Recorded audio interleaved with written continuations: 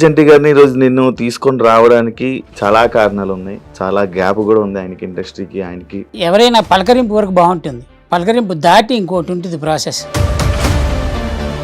బయట జనాలు మాట్లాడే మాటలుంటాయి, కొన్ని పతివ్రత మాటలుంటాయి. బాగున్నంత వరకే బాగున్నావా అని అడగడం, బాగాలేనప్పుడు బాగున్నావా అని అడిగేవాడు ఉండడు. నీ దగ్గర డబ్బులు ఉంటేనే నువ్వు బతుకుతావు, నీ దగ్గర డబ్బులు లేకపోతే చచ్చిపో. అన్న నీకు చాలా మంది ఫ్రెండ్స్ కదా, పెద్ద బ్యాగ్ చాలా ఎక్కువ మంది. ఆ సర్కిల్లో ఎవరు చూడలేదా? పోనీ నీ ఇంట్లో పెంచుకునే కుక్కతో సహా రోజు దానికి చికెన్ మటన్ పెడితే నువ్వు డోర్ దిగనే పరిగెత్తుకొచ్చి మీద ఎక్కుతుంది. ఒక 2 నెలలు పెట్టకు, వచ్చేళ్ళే బొక్కేయడని అది తిరుగుతుంది. అన్న నువ్వు హాస్పిటల్లో ఉన్నప్పుడు కొన్ని యూట్యూబ్ ఛానళ్ళు కానీ నీ మీద చాలా తప్పుడు రాతలు, కొన్ని అతి మించి రాతలు రాయడం జరిగింది. చంటీకి హార్ట్ అటాక్, చంటీకి బైపాస్ సర్జరీ డైరెక్ట్గా. మనకి ఇక చంటీ లేడా, చలాకి చంటన్ లైఫ్ అయిపోయింది అని కొన్ని ప్రచారాలు చేశారు. నా ఒంటి మీద ఉండే వస్త్రం మీద ఒట్టేసి చెప్తున్నా, సర్వనాశనం అయిపోతారు అక్కడ. నేను బతికుండగానే అది చూసి తెచ్చిపోవాలి. చలాకి చంటి వెండి తెరకి బుల్లి తెరకి గ్యాప్ ఇచ్చారా, వచ్చిందా? చంటి టైంకి రాడంట కదా, చంటికి ఇగో ఉందంట కదా, వీళ్ళు ముగ్గురు చెప్పడం వల్ల ఇండస్ట్రీలో టాలెంట్ చూసేవారా ఆర్టిస్టులకి అవకాశాలు? తలుపు తీయంగానే ఇట్లా ఒంగోని రాలేడు కదా. ఇప్పుడు ఆ ఒంగోని రాకపోవడం కూడా నచ్చకపోవచ్చు. అందుకే నన్ను ఇండస్ట్రీ ఆపేసి జబర్దస్త్కి మళ్ళీ వెళ్ళడానికి కారణం. వద్దన్నారు నన్ను. నీ సహాయం తీసుకున్న వాళ్ళు, నిన్ను వాడుకున్న వాళ్ళు, నీ వల్ల ఎదిగిన వాళ్ళు నిన్ను గుర్తుంచుకున్నారా, లేకపోతే నిన్ను మర్చిపోయారా? గొర్రె కషాయం అని నమ్ముతుంది. అవతలోడు నన్ను మోసం చేసి ఎదిగాడు అంటే వాడి తప్పు కాదు, నేను మోసపోయినా నా తప్పు. బుల్లితెర మీద కనిపిస్తూ శ్రీన్ కానీ ఆదిరెడ్డి గారు కానీ వీళ్ళందరూ పెద్ద పెద్ద ఛాన్సులు కొడుతున్నారు. లైక్ వాళ్ళకి ఎలా వచ్చాయి, మరి చంటానికి ఎందుకు రాలేదు? వాడు సమయం కోసం చూసి చంటిని ఎక్కడ పడవాలో అక్కడ పొడిచారు. తెలుగు ఇండస్ట్రీ మీద కోపం ఉందా? ఆఫ్టర్ ఆల్ అరే తెలుగు ఇండస్ట్రీలో నేను ఒక టిష్యూ పేపర్నే. హాయ్ హలో నమస్తే, నేను మీ యాంకర్ షో. Welcome to iDream Media. ఈరోజు మన ముందున్న guest Chalaki Chanti. Already promo చూశారు. చలాకి చంటి గారిని ఈరోజు నిన్ను తీసుకొని రావడానికి చాలా కారణాలు ఉన్నాయి. చాలా గ్యాప్ కూడా ఉంది ఆయనకి, ఇండస్ట్రీకి ఆయనకి. ఆ కారణాలకి మనకి తెలియని విషయాలు తెలుసుకునే ప్రయత్నం అయితే చేద్దాం. చంటనతో చాలా మాట్లాడాలి యాక్చువల్లీ. ఎప్పటి నుంచో అనుకుంటున్నాం కానీ ఇప్పుడు కుదిరింది. ఆయన బిగ్ బాస్లో నుంచి బయటకు వచ్చాకే నేను ప్లాన్ చేశా.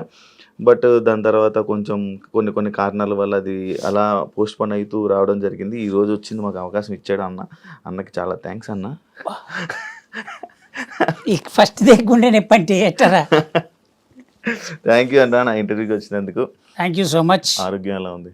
సూపర్ అన్న. ఫస్ట్ నాకు బాధ వేసింది అన్న, మొన్న షోలో కూడా నేను అది చెప్పడం జరిగింది, చాలా వీక్ అయిపోయావు. ఆబ్వియస్లీ ఒకసారి ప్రపంచంలో ఎవడైనా సరే ఒకసారి హాస్పిటల్కి వెళ్ళిన తర్వాత వాడి పాత రోజులు ఉంటాయంటే అది నమ్మశక్యమైంది కాదు. ఆబ్వియస్లీ వీక్ అవుతాం కాబట్టి. కాకపోతే ఏంటంటే టైం పడుతుంది పుంజుకోవడానికి, కాస్త టైం పడుతుంది. బై గాడ్స్ గ్రేస్ తొందరగానే పుంజుకుంటున్నా. ఎలా బయటపడ్డారు అన్న హార్ట్ స్ట్రోక్ నుంచి? అది తట్టుకొని అప్పుడు మొత్తం అంత పెద్ద ఇదైపోయి ఇండస్ట్రీ వాళ్ళు ఏమైనా హెల్ప్ అలాంటివి ఏమైనా ఉన్నాయా? ఇండస్ట్రీ వాళ్ళ హెల్పా ఎవరూ చేయలేదు బాయ్. ఎట్లుంటుందంటే ఎవరైనా పలకరింపు వరకు బాగుంటుంది, పలకరింపు దాటి ఇంకోటి ఉంటుంది ప్రాసెస్. అది కొంచెం చాలా దగ్గర మనుషులే చేస్తారు. ఆ పలకరింపు దాటి ఇంకో ప్రాసెస్ ఏంటంటే నేనున్నాను అనే ధైర్యం ఇవ్వడం అనేది అదొక కైండ్ ఆఫ్ ఇది. అది కాక ఇంకో పద్ధతి ఉంటుంది చూసావా, అక్కడికి ఎవరు రారు. సో నేనేమంటున్నానంటే ఎవరు రారు అన్నాకంటే ఎందుకు రావాలంటున్నా. ఎందుకు రావాలనే డౌట్ కూడా ఉంటుంది. ఇప్పుడు సడన్గా నేనే ఉన్నా, నా దగ్గర ఉండొచ్చు ఉండకపోవచ్చు, నేను చేయగలగచ్చు చేయలేకపోవచ్చు. చేయలేని పక్షంలో నేను చేయలేదు అంటే అవతలుడు తప్పు పట్టుకుంటాడు, అలానే నేను తప్పు పట్టినట్టే. సో ఏంటంటే మనం అవతలని తప్పు పట్టే బదులు అట్లీస్ట్ పలకరింపులు అవన్నీ ఉన్నాయనుకో కొంచెం ఓకే, హ్యాపీ ఫీల్ అవుతాం. బేసిక్గా పెద్దగా ఎవరు పలకరించలేదు. కొంతమంది ప్రముఖులు మాత్రం ఫోన్ చేశారు, పెద్దవాళ్ళే ఫోన్ చేసి జాగ్రత్త, బాగానే ఉన్నావు కదా, ఏదైనా ఉంటే నాకు ఫోన్ చేయి అని వాళ్ళు చెప్పడం వాళ్ళ బాధ్యత. చెప్పారు. చెప్తామంతే. నిజంగా ఆన్ స్పాట్కి వచ్చేటప్పటికి ప్రపంచంలో ఎవడేం చేయడరా. ఆ, నీ దగ్గర డబ్బులు ఉంటేనే నువ్వు బతుకుతావు. ఇది కలియుగం పాలసీ. ఉమ్, నీ దగ్గర డబ్బులు లేకపోతే చచ్చిపో. ఉమ్. State policy. పెద్ద స్టేట్మెంటే. చాలా పెద్ద స్టేట్మెంట్ ఇస్తున్నా. ఉమ్, సంపాదించే ఓపికన్నంతసేపు సంపాదించుకో. నీకుగా నీకేదైనా హడులు వస్తుందేమో చెప్పలేనని దాచిపెట్టుకో. ఉమ్, అంతేగాని మన దగ్గర డబ్బులు లేనప్పుడు ఎవడో వచ్చి మనకు హెల్ప్ చేస్తాడనేది పచ్చి అబద్ధం.